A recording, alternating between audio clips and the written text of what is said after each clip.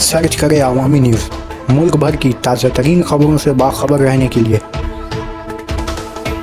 Subscribe करें हमारे channel को और बेल आइकन ज़रूर दबाएं।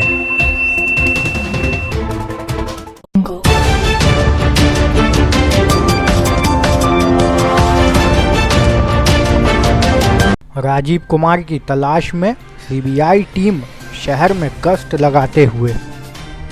कलकत्ता पुलिस के साबिक कमिश्नर राजीव कुमार की तलाश में सीबीआई की टीम ने शहर के मुख्तलिफ हिस्सों में मुहिम चलाई।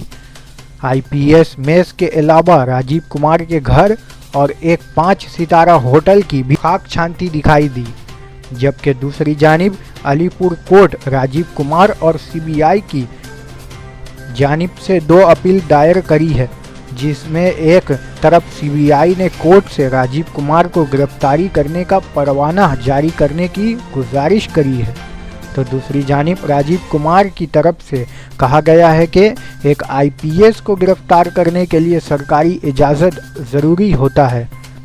ताहम इन दोनों अपील पर कोर्ट के सुनवाई के बाद फ़िलहाल अपना फ़ैसला महफूज कर रखा है।